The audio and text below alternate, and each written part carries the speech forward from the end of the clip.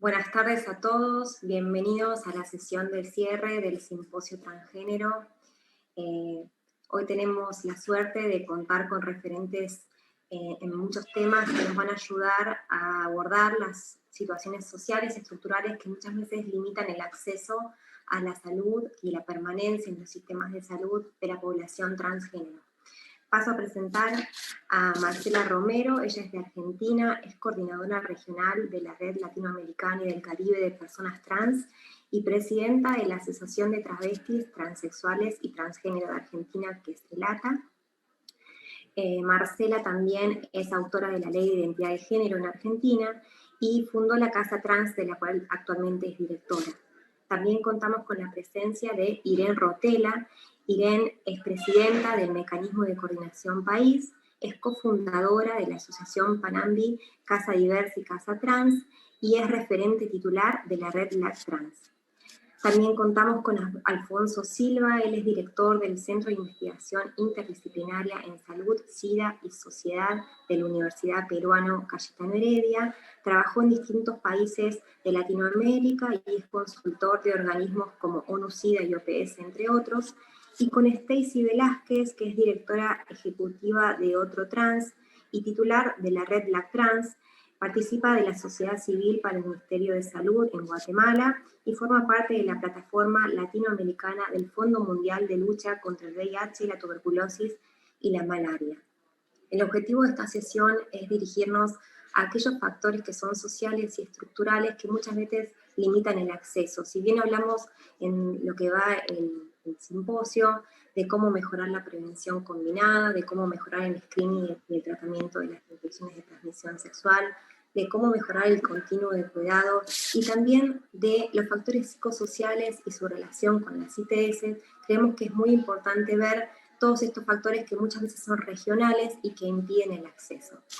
Vamos a empezar con Irene Rotela. Irene, contanos tu experiencia sobre este tema.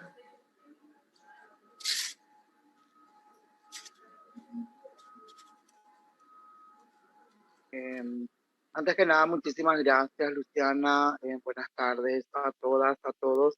Y bueno, la experiencia un poco no es nada fácil en un país donde justamente no tenemos ninguna ley de identidad de género, no hay una ley contra toda forma de discriminación, no hay una ley que garantice ese acceso a un derecho básico, un derecho a la salud, hace que justamente las personas trans vivamos en un deterioro. El 80% de las personas trans no han culminado la educación, el 98% ejerce el trabajo sexual como única opción laboral. El 60% de ellos también han hablado de haber sufrido algún tipo de discriminación en el entorno familiar, en el entorno social. Y bueno, vivimos en una extrema pobreza. Cuando hablamos de extrema pobreza tenemos que hablar de que vivimos en una pobreza estructural, social y cultural. En esta situación y en este escenario tenemos que estar lidiando la lucha de vivir con VIH, pero vivir dignamente. Y por eso justamente esos factores determinantes sociales como la vivienda, la educación, el trabajo, la salud mental de nosotras tiene que ser atendida para que podamos hablar de una atención integral, de una calidad de vida. Y mientras eso no haya, mientras eso siga faltando para la población trans, vamos a tener que seguir diciendo que estamos olvidadas, que estamos en situación de riesgo. Yo creo que esto también ha demostrado estas últimas situaciones. El tema de la pandemia ha demostrado que legalmente dónde está la población trans, en dónde está concentrada, en el olvido. Lastimosamente tenemos que decir eso, que estamos trabajando muchísimo para mejorar. Mi país tiene 17 departamentos, estamos hablando de un subregistro no oficial, sino un registro que ha trabajado la población trans, estamos hablando de 2.000 personas trans, mujeres trans en todo el territorio paraguayo, y eso hace apenas un 0.029%. Y entendiendo esto de 7 millones de habitantes, la necesidad de trabajar por este factor que nos permita acceder a todos nuestros derechos humanos. Es una lucha constante a diario. Así que yo me quiero quedar por ahí, Luciana. Estoy acá por cualquier cosa también a las órdenes. Gracias, Irene. Y bueno, Stacy, también nos interesa tu opinión para que nos cuentes qué factores vos crees que son propios de tu región y qué factores son propios de Latinoamérica, justamente y que dificultan el acceso a la salud.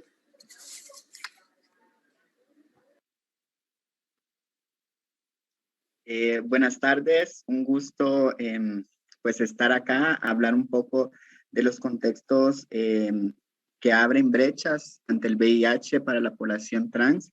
Voy a hablar específicamente de Guatemala, pero creo que también tiene un alcance en toda la región mesoamericana y de Latinoamérica y el Caribe. Bueno, en Guatemala habemos aproximadamente 15,000 personas trans distribuidas en todo el país, según la talla de población de IVOS que se realizó en el 2016, con una concentración en la ciudad del 30%. El 80% de la población oscila entre los 18 y los 35 años, con un 20% de ellas con un nivel educativo primario incompleto, un 66% con ingresos menores a los 2.500 y un 50% cuentan entre una o tres personas dependientes de ellas. Esta información es del informe de la línea final del Ministerio de Salud Pública y del Fondo Mundial del 2018. El contexto actual, un 24% de las mujeres trans vive con VIH, con un 10% de mujeres trans migrantes de Centroamérica residentes en Guatemala. Un 78% ejercen el trabajo sexual. Y bueno, del 2017 al 2020, 89 mujeres trans fueron asesinadas, según los informes de OTrans RN y la Relac Trans, de Basta de Genocidio Trans, Esperando la Muerte y Paren de Matarnos. Tan solo entre 2019 y 2020, 18 fueron llevados a cabo, algunos con señales de tortura o violencia.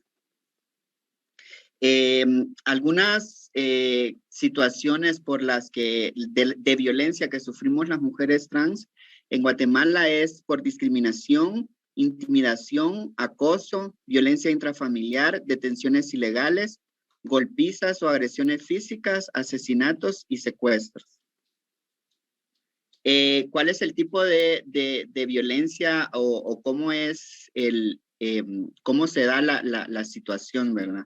Se da con arma blanca, con arma de fuego, con golpes y también las víctimas que mueren, muchas de las compañeras también han muerto por enfermedades oportunistas causadas por el VIH. Quisiera hablar un poco de las brechas que tenemos en Latinoamérica y en Guatemala respecto a cuestiones que se van dando por la violencia. Y es que digamos, hay una brecha en el marco legal y las políticas públicas que deben de tener una visión de derechos humanos y que reconozca de forma explícita las diferencias de género. Se requiere proveer recursos públicos al tema de VIH, pero no solo su aumento, sino la ejecución inteligente y prioritaria del gasto, aumentar la cobertura y calidad de los servicios garantizando la descentralización del mismo. Los sistemas de vigilancia de casos de VIH son de primera generación, no se tiene búsqueda activa de casos en el país, se ha explorado escasamente la notificación asistida.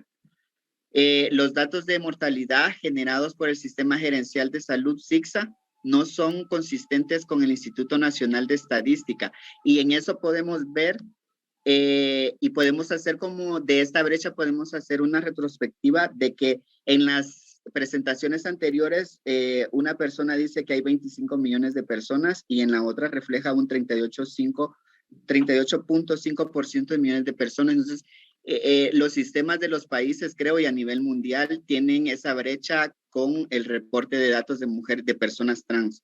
Los sistemas de información de VIH se encuentran dispersos en muchas instancias y el Centro Nacional de Epidemiología produce información deficiente. No se llevan estudios representativos de forma sistemática, por lo que no se puede calcular con precisión la incidencia y prevalencia, incluso ni siquiera estimaciones de talla de poblaciones. Invertir técnicamente y financiera en incidencia política y abogacía para las mujeres trans equitativamente con la inversión que se da de medicamentos. O sea, se invierte mucho más en medicamentos que en incidencia política para cambiar estas realidades con respecto a la violencia y a otras situaciones que sufrimos como personas trans. Reducir el estigma y las discriminaciones asociadas al VIH y que permea de manera persistente a la población guatemalteca. Es importante recalcar que las nuevas tecnologías de prevención, tales como PrEP, se encuentran en proceso de fortalecimiento a escala mundial. Ejemplo de ello, los estudios que acaban de presentar el HPTN 083, que mejora el proceso de la adherencia al cambio de mecanismo de pastillas diarias por inyecciones cada 2 meses. Conclusiones, perdón. La prevención y atención de VIH requiere aplicar acciones que fortalezcan los presupuestos nacionales, las políticas públicas y los sistemas informativos al reconocimiento de los derechos humanos de las poblaciones trans. Y bueno, quisiera cerrar con que necesitamos más inversión en incidencia política para la defensa de nuestros derechos humanos, que también que vaya contrapuesto a todo lo que se invierte en medicamentos. Muchas gracias. Gracias, Stacy. Y me paso la palabra a Alfonso. Alfonso, vos que estás en el área de la salud, que nos cuentes cómo fue montar todo el trabajo que vos hiciste en Perú. Y aprovecho también para hacerte algunas preguntas que fueron surgiendo en el chat, y es que nos des también tu visión sobre el impacto del COVID en los servicios de PrEP y la aceptación de PrEP o la aceptación de autotest en la población trans, que después también lo abrimos para el resto de los referentes. Bueno, gracias por la invitación y gracias a las compañeras. Un poco la experiencia creo que tiene que ver con entender también, cuando se habla de lo estructural, cuando se habla de...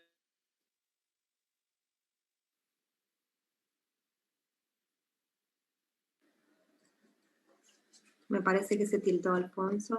El reto está en entender cómo es que se generan estas estructuras, ¿no? Cómo es que se generan estos aspectos de discriminación y cómo es que nosotros desde la salud pública formamos parte de esa estructura, ¿no? Y ahí, entonces, hay una lógica que a veces seguimos perpetuando, ¿no? La categoría transexualidad, que es la que de alguna forma valida la existencia de una población que ha estado presente en todas las culturas, y la valida médicamente como patológica, ¿no? Y luego en la epidemia del VIH un enmascaramiento en la categoría HSH que no permite evidenciar, y es la misma población, ¿no? Lo van a ver en el año 2005 y los diferentes colectivos en los países de Latinoamérica que van pidiendo visibilidad, ¿no? Y visibilidad tiene que ver con existencia, tiene que ver con estar. Y entonces creo que eso es un poco reconocer la existencia de las personas trans. Las personas trans existen y deben existir en las políticas públicas, deben existir en la generación de conocimiento, deben existir en el diseño de programas, no son solo accesorias. Y el tema del VIH es una consecuencia, ¿no?, de una serie de factores. O sea, siempre vamos a hacer una descripción, país por país, siempre vamos a encontrar altísimas tasas y las vamos a asociar a VIH, tasas de suicidio, cualquier indicador de desarrollo humano que se mida va a ser dispar en esta población, acceso al trabajo, niveles de asesinatos, niveles de discriminación, y los vamos a asociar al VIH, ¿no? Pero en realidad lo que estamos hablando es de una sociedad que no contempla la existencia de personas trans en su ordenamiento, ¿no? Y esto se refleja en las instituciones, donde la mayoría de personas que tomamos decisiones somos no personas trans, y que en el día a día perpetuamos esa exclusión, ¿no? Entonces, creo que desde el tema de salud pública, uno de los aspectos tiene que ver también por enfocar la salud como eso, ¿no? Como un estado de bienestar colectivo que compete a todas las personas. Entonces, por ejemplo, en el ejemplo del COVID, ¿no?, que para mí es muy simbólico, cuando empezó la epidemia, el Estado, Perú, no sé si ustedes saben, pero fue uno de los países que dio una de las cuarentenas más duras del mundo, no más estrictas, duró 114 días de cuarentena estricta, y bueno, una normativa muy vertical, y automáticamente me acuerdo que una amiga que está aquí, Robles, que es activista mujer trans de la zona del Callao, ella tira unos lineamientos a todas sus referentes para hacer un censo, para ajustar para ajustar la organización, hacer un mapeo por zonas, ¿no? Pedir referentes, que para mí eso eran los lineamientos de un programa de salud pública. Sin embargo, los programas se estaban dando desde un comité muy específico de expertos y se dio una normativa que, por ejemplo, era la normativa de salida por género, ¿no? Martes, jueves y sábado salían mujeres, lunes, miércoles y viernes salían hombres. Esta normativa duró 13 días, fue un fracaso, pero una de las cosas que generó es que al tercer día nosotros habíamos documentado 18 casos de violencia contra personas trans, incluyendo una filmación que es circulada por el mismo policía, que son 3 mujeres que estaban caminando el día que era el día femenino, y las llevan al precinto y las hacen hacer ejercicios físicos y decir quiero ser un hombre, ¿no? Y esto lo filman. Entonces, a lo que voy es que es entender que esos grados de violencia, esa institucionalización, esa normalización, es parte de lo que nosotros estamos comprobando como instituciones porque no abrimos la puerta. Entonces, en el caso del COVID era de esperar, y como digo, por ejemplo, ¿no? Taki, ella me dice, empezó el estado de emergencia, me dice, tú sabes lo que va a pasar con nosotras, ¿no? O sea, que cuando entra la seguridad, somos probablemente de las primeras que vamos a terminar poniendo el cuerpo y sufriendo la violencia. Y tal cual se da, ¿no? Entonces, el sistema de salud, el primer nivel de atención se cierra, todo se tira a hospitales, y sabemos que el acceso de la población trans, como a todas las instituciones públicas y privadas, es inequitativo, pues, porque las instituciones son violentas en general con las personas trans porque no contemplan la posibilidad de que estén, ¿no? Entonces creo que por ahí pasa a entender cómo generamos estos mecanismos. No hay una respuesta concreta, no es hay que hacer esta intervención o este modelo, pero es creo que repensar cómo miramos el derecho a la salud, cómo miramos la posibilidad de que las personas trans estén en una sociedad en la que estamos todos, y a partir de ahí, a partir de esos enfoques, no solo enfoques sanitarios, porque se dan normativas para mujeres trans porque son una población clave en VIH, pero se deja de lado a la población de hombres trans, ¿no? Entonces, años después empezamos a decir, uy, la brecha es con hombres trans. Bueno, pero si abordábamos el tema como un tema de salud de personas trans, nos evitábamos ese enfoque sanitarista, ¿no? Entonces, creo que por ahí va un poco, no me quiero exceder en el tiempo, pero es un tema profundo, pero creo que toca repensar cómo miramos a veces cosas que damos por sentado, por normales, y que no hacemos mucho esfuerzo por cambiar, ¿no? Gracias, Alfonso. Y bueno, Marcela, te dejo la palabra a vos. Nos quedan 7 minutos de esta charla para que nos cuentes tu visión sobre este tema y para que des el cierre. Bueno, no, mi visión es una visión latinoamericana. En primer lugar, primero quiero agradecerles a la IAS, al simposio, por la invitación de nuestra comunidad a poder estar presente y poder visibilizarnos que eso es parte de la incidencia política de la red latinoamericana, y por supuesto a UESPE, que siempre acompaña nuestros reclamos a nivel internacional. Bueno, a ver, el tema de la exclusión social que vivimos las personas trans en Latinoamérica, yo siempre digo que viene de la mano del transfemicidio social, del VIH y de los crímenes de odio. El 99.9% de las personas trans en Latinoamérica ejercemos el trabajo sexual o la prostitución. No tenemos una forma de poder elegir qué podemos elegir en nuestra inclusión laboral. La discriminación a nosotras nos abarca desde la niñez y la adolescencia. Nosotras exigimos a los estados que haya programas que sean abarcativos desde la niñez, adolescencia y adultas mayores, porque pareciera que una persona trans nace a los 18 años y morimos a los 35 años. Argentina fue el país que por primera vez hizo la primer vigilancia epidemiológica del mundo en el 2007 con 600 mujeres trans argentinas de todo el país, en donde de ahí sale la prevalencia del VIH del 35% y la expectativa de vida de una mujer trans es de 35 años. Esto también se llevó a otros países, pero en realidad lo que nosotras necesitamos es que se haga vigilancias epidemiológicas en todos los países para saber la situación de las personas trans frente al VIH. Y esos estudios no se realizaron en la región. necesitamos tener más información, necesitamos que los gobiernos y que las agencias, por supuesto, un trabajo que hizo la Red Latinoamericana es cambiar los indicadores del Fondo Mundial y cambiar los indicadores de las agencias, porque nosotras hace 10 años éramos hombres gay o HCH, hombres que tienen sexo con hombres. Nosotras exigimos que se respete nuestra identidad de género para poder acceder a una salud integral. Si no, no podemos acceder a una salud integral. Las personas trans en Latinoamérica llegan a los hospitales horas y días antes de morir. El acceso a los servicios de salud se nos dificulta. Uno, por la discriminación.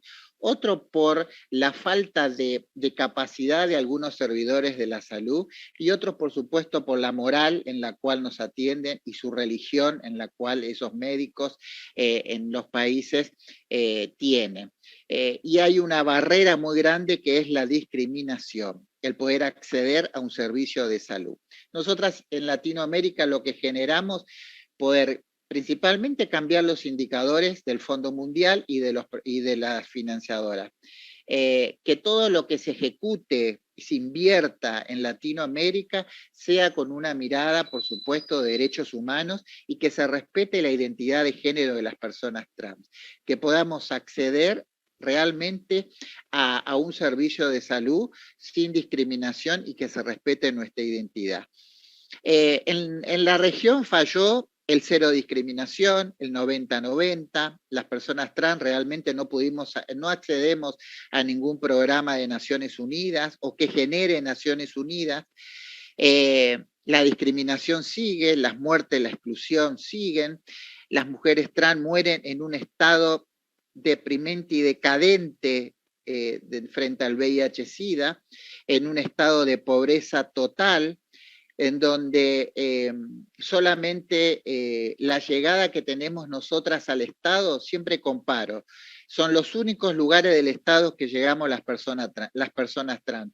Uno es al servicio de salud cuando vamos a morir, y otro es la policía cuando nos detiene. Son dos lugares del Estado en la cual nosotras llegamos y que llega el Estado a nosotras, ¿no es cierto? Después, a nivel educativo, la inclusión laboral, eso la verdad todavía en nuestra región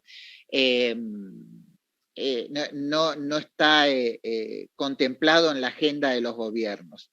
En algunos países como Argentina tenemos un cupo laboral, tenemos una ley de identidad de género, la exclusión sigue dentro de nuestra comunidad. Nosotras tenemos buenas prácticas en Argentina que las llevamos a toda Latinoamérica, como en este caso Uruguay, Bolivia, Costa Rica, en donde generamos una ley de identidad de género y el acceso a todos los derechos. Los gobiernos tienen que saber que sin el derecho a la identidad y sin una ley de identidad de género no accedemos a la atención y a la prevención y al tratamiento universal. Por más que nos den el tratamiento y nuestras vidas se vuelvan medicalizadas, no podemos realmente hacer una adherencia al tratamiento. No podemos realmente cubrir esas necesidades que tienen las personas trans en Latinoamérica, como el acceso a un trabajo, acceso a alimentación, a la educación, a la vivienda, a todos los derechos económicos sociales que acceden las personas en Latinoamérica. Sabemos la pobreza que existe en Latinoamérica. Bajo esa pobreza vivimos las personas trans en Latinoamérica. La falta de acceso a la salud, en este caso yo siempre digo que cuando hablamos de VIH, hablemos de las personas que viven bajo la línea de la pobreza, las personas que tienen que ir a retirar su medicación y que en ese transcurso de ir a retirar la medicación pueden ser violadas, maltratadas, humilladas, robadas, puede pasar un montón de cosas para llegar a ese hospital. Yo escuchaba ahí a Alfonso la pandemia, cuando él hablaba de la pandemia, el COVID, lo que dejó el COVID en Latinoamérica, lo que está dejando, porque todavía no se fue el COVID, el pico y género que existió en Latinoamérica, como Perú, Honduras, Panamá, Argentina, Colombia, en donde se ponía un día, dos que eran de los hombres y otros días de mujeres, en donde nos arrestaban, en donde hay una cacería de travestis trans, donde la policía, el Estado sale a cazar, a detener travestis trans en la vía pública. Ahora, cuando nosotras vivimos esta pandemia, decimos, pero nosotras vivimos realmente toda la vida en pandemia, porque no nos dejan sentarnos en un bar, en una confitería, sentarnos a tomar algo. Cada vez que entramos a un supermercado, nos sacan de los supermercados, nos sacan de un cine. Cuando circulamos, queremos circular libremente, nos detienen. Nosotras vivimos bajo la pandemia. Y yo creo que esto ha visibilizado el incumplimiento de los gobiernos, de los derechos universales, de los tratados, de no debatir la ley de identidad de género en los países en donde no hay ley de identidad de género. Fíjense en que ustedes, en los países donde hay ley de identidad de género, la violencia fue menor y las compañeras pudieron circular. Ahora, donde no hay ley de identidad de género, fue terrible la violencia hacia las mujeres. Se violó la confidencialidad total. Hay compañeras que iban a retirar sus medicamentos y tenían que pedirles a los policías, por favor, que iban a retirar sus medicamentos porque eran personas viviendo con VIH. Porque si no, no las dejaban ir a retirar sus medicamentos a los hospitales o transitar en micros o en bus.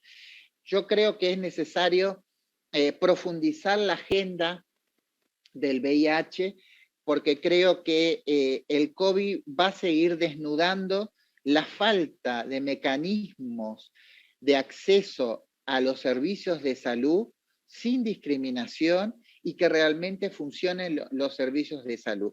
Las organizaciones hemos trabajado en Latinoamérica, hemos realizado muchos planes de urgencia. Ahora, la verdad que no se implementaron esos planes de urgencia en esta pandemia. Todos esos planes que se implementaron con las agencias no fueron implementados en nuestros países.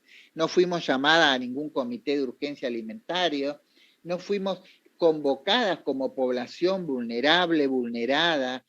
El tema de las vacunas de COVID, ¿no es cierto? No tenemos información, no sabemos realmente el acceso que tenemos, y cuando tenemos que acceder a vacunarnos, el Estado viola la confidencialidad, porque hay que decir que una persona vive con VIH y tiene que vacunarse. Yo creo que el abuso de autoridad sigue estando en nuestros países frente a las personas trans. Nosotras lo que reclamamos y exigimos a las agencias, a los servicios de salud, al GCTH, que es el Grupo de Cooperación Técnica Horizontal, que es parte de Latinoamérica, de los jefes y jefas de programas de VIH, es que realmente reforcemos esa agenda y que podamos, en este caso, trabajar transversalmente con otros ministerios.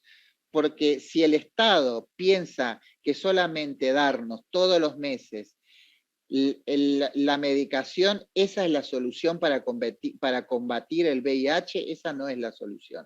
La solución es que las personas viviendo con VIH y no viviendo con VIH, tener una buena prevención y acceder a todos los beneficios que accede cualquier otra persona. En muchos países tener VIH ya es no acceder a ningún derecho, ya no es acceder a la inclusión laboral, ya no es acceder a los derechos que uno tiene que tener. Pero creo que es necesario poder profundizar la agenda, y creo que no vamos a poder terminar con las barreras que tenemos en Latinoamérica si no generamos leyes que nos protejan, leyes que puedan realmente proteger a la población trans, como la Ley de Identidad de Género, la Ley Integral Trans en toda Latinoamérica. Necesitamos una salud integral.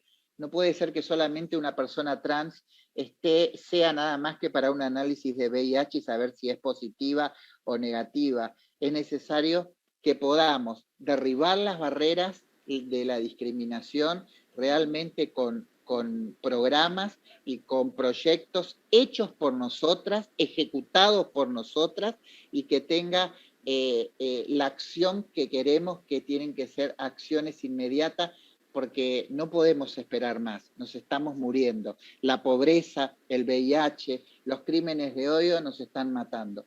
Así que quiero agradecer nuevamente a la IAS por el simposio, a Huésped, y bueno, nos veremos en el próximo simposio. Muchas gracias por escuchar, y esta es la realidad de la población trans en Latinoamérica. Muchas gracias.